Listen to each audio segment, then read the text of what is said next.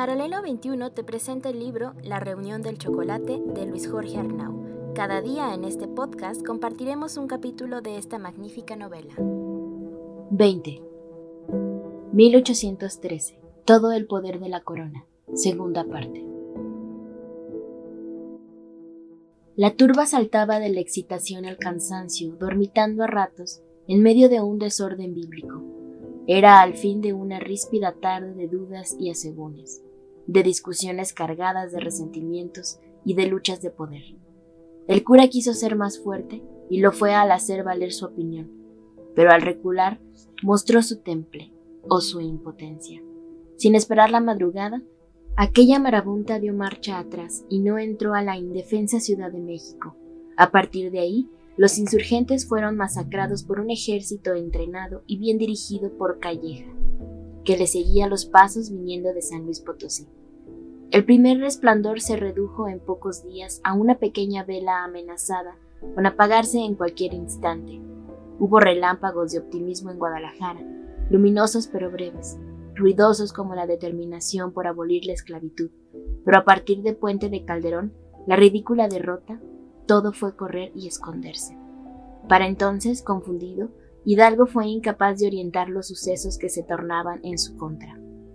Confinados en aquellas paredes, las horas inútiles los mataban de a poco. Ocupadas en la revuelta, las autoridades espaciaron las sesiones del juicio. A veces comían mal, a veces peor, y a veces no comían. A veces tenían hambre y a veces un aburrimiento oscuro. Apenas se enteraron que en marzo doña María Josefa había dado a luz a una niña, el 13º vástago del matrimonio, de la confiscación del molino de harina de Allende, y que un destacamento militar saqueó la Concepción, pretextando un proceso de limpieza tras las reclamaciones por olores fétidos que abandonaban los portones, seguramente por quesos rancios y frutos podridos.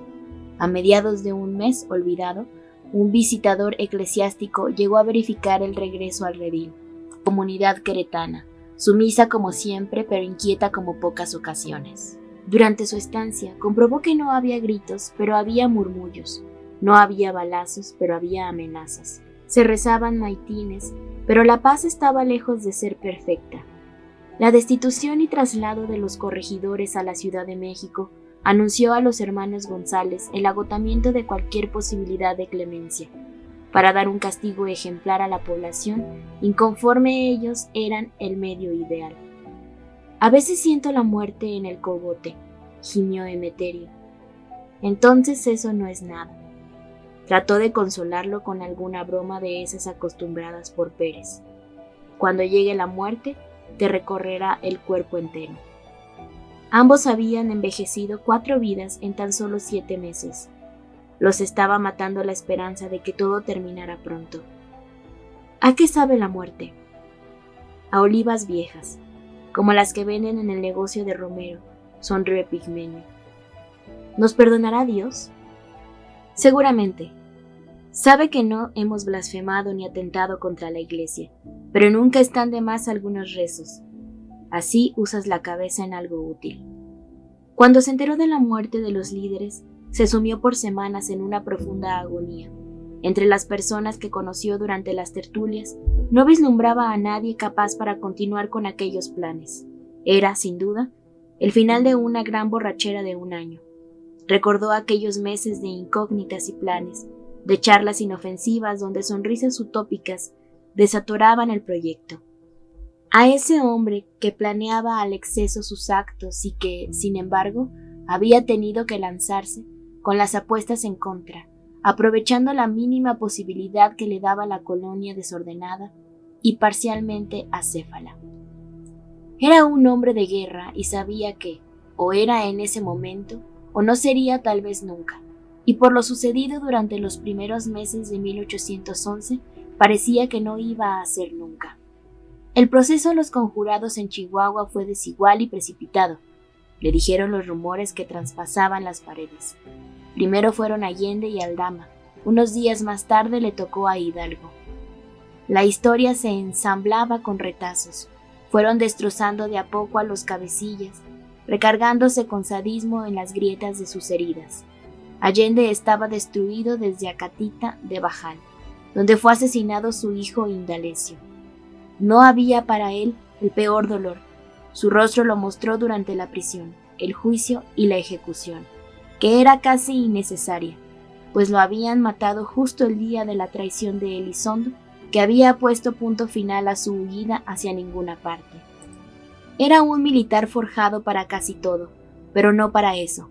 Los jueces se enfrentaron a un remedo, un muñeco sin alma que poco dijo para defenderse de algo que, de todas maneras, era indefendible. El caso de Miguel Hidalgo no había sido mejor. Sus captores se enfrentaron a un ser disminuido por las derrotas, que no se defendió como sabía hacerlo. El zorro se había apagado. De encontrarse frente a un cura entero, sus acusadores habrían pasado malas tardes. Ni siquiera pudo ser reconfortado por la iglesia. Siempre que hablamos, confesó a su hermano mientras recordaba la amistad surgida en las reuniones con el hombre de San Miguel, decía que no le tocaría ver el final de la lucha. A nosotros tampoco, contestó Emeterio. Ahora vienen las revanchas. A su alrededor, una vez descabezado el movimiento, se fue tejiendo una enorme telaraña de juicios durante los siguientes años mientras, en el campo de batalla, la insurrección era prácticamente borrada. Los documentos de su proceso, entre una gran cantidad de papeles e informes que iban a México, fueron quemados cerca de Huichapan, tras una escaramuza, por un grupo de rebeldes que apresó a los mensajeros, lo que ocasionó el reinicio del caso. La ciudad terminó por aburrirse del sonado juicio, regresando a la calma, la fe, la disciplina y los amenes. La gente se acostumbró a ir a otros estancos, a pasar la tarde tomando manzanillas, un poco más allá, a ver a los indios con los evangelistas desde el portón de los otros tendajones junto a la plaza, a quejarse del precio del cebo para las velas, a descubrir entuertos y organizar procesiones, al Santo Rosario de las 5 y a devolver la rutina al mismo sitio donde siempre había estado. Emeterio falleció el 10 de diciembre de 1813, aunque en realidad había muerto desde aquel día de septiembre que fueron conducidos a la prisión por los realistas. Habían podido conversar 2 días antes y su imagen aseguraba un próximo desenlace. Los ojos ahogados en enormes ojeras negras y el espanto atorado sobre la nariz en el entrecejo. Era la muerte andando, despellejada y huesuda. No hubo nada capaz de hacerlo despertar a la esperanza. Si a Allende lo mataron sin reconocer su liderazgo, a nosotros nos olvidará la historia. Repetía tras los fusilamientos en Chihuahua. Lo pusieron en un cajón improvisado, burdo, con nudos en la madera y sin barnizar, facilitado por un vecino compadecido de aquellos infortunados. Desde su celda escuchó los esfuerzos por acomodar los restos para el traslado, sin rezos ni absoluciones. Las autoridades no le permitieron asistir al funeral, ni escoltado por no provocar algún levantamiento o un intento de fuga. Así que el traslado al cementerio por 4 cargadores reclutados en los callejones fue silencioso, discreto, casi clandestino, sin misa previa ni un cura acompañándolo para pedir por su alma pecadora. Desencantado, lejano de ser aquel hombre lanzado hacia adelante, decidió volverse contra sí mismo, nombrándose culpable directo de aquella muerte. ¿Cómo entender que, en efecto, creyó cada palabra de la promesa de salvación y había esperado la llegada del ejército insurgente desde el instante en que lo habían puesto preso? La figura marcial del iniciador del movimiento se mostró de repente frágil, astillada, enmohecida por los años. Tan preocupados por salir a dar de tiros, por ganar la gloria, por aprovechar la euforia inicial del levantamiento, los habían dejado a su suerte, quizá considerándolos una pérdida necesaria, incluso gloriosa, pero menor. Desde aquella madrugada del motín en Dolores, las prioridades habían cambiado y nadie pensó en voltear hacia atrás. Calleja tenía razón. En la pasión se olvidan los detalles y eso era él, un pequeño eslabón. Ahora veía, 38 meses más tarde, su triste aportación a la cuenta de deudas contraídas por esa revolución. El inmaculado libertador de la patria mexicana había incumplido la parábola de las ovejas y había preferido continuar la guerra con sus otras 98, dejando en prisión a las ovejas perdidas. que después de todo eran solamente 2. Durante 3 años y medio, entre ir y venir de abogados y jueces y defensores, y cartas y solicitudes y acusaciones, la vida se fue goteando días inútiles mientras allá afuera, uno por uno, surgían nuevos líderes de la intentona independiente para caer en pocas semanas, aunque el movimiento se negaba a morir. Por una extraña coincidencia, tal vez, los correos clandestinos entre Rayón y los Guadalupes, el grupo de espías surgidos en la capital, se firmaban con el seudónimo Epigmenio.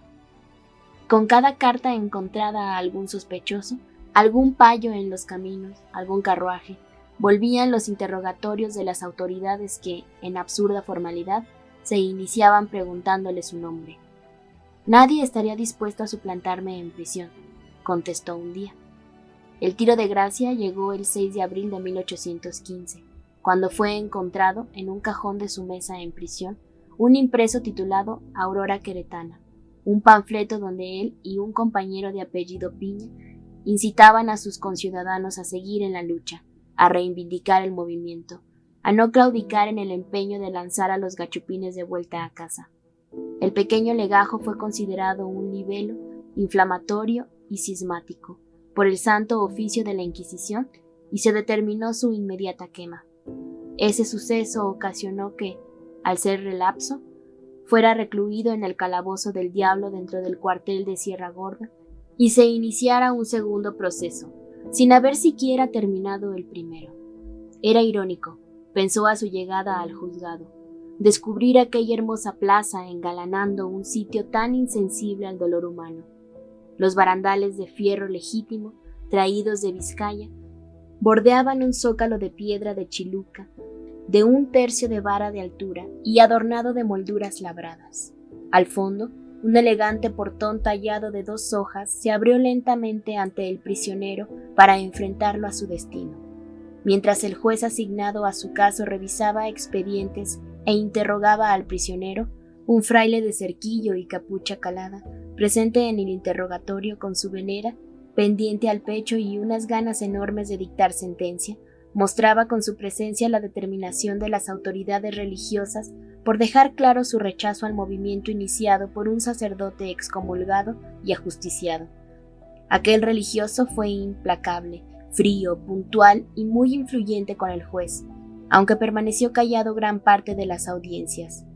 Tras 5 sesiones, el comerciante fue condenado a muerte por fusilamiento por la espalda, con posterior exhibición durante 3 horas colgado en la horca, para escarmiento suyo y de los sectarios de los rebeldes muertos. Epigmenio escuchó sin escuchar, agotado de muerte, por lo que no hizo comentario alguno ni se permitió sollozos inútiles. Tenía la mente anestesiada, como aquel día que el cuerpo y el alma de su mujer se alejaron uno del otro para el resto de los siglos. Se había finalmente cerrado el expediente. La pena dictada en marzo de 1816 fue enviada al virrey para su ratificación, pero, tras varios meses de revisión del proceso y nuevas deliberaciones, le fue conmutada por la de 10 años de prisión en Filipinas, a partir de diciembre del mismo año o cuando se pudiera.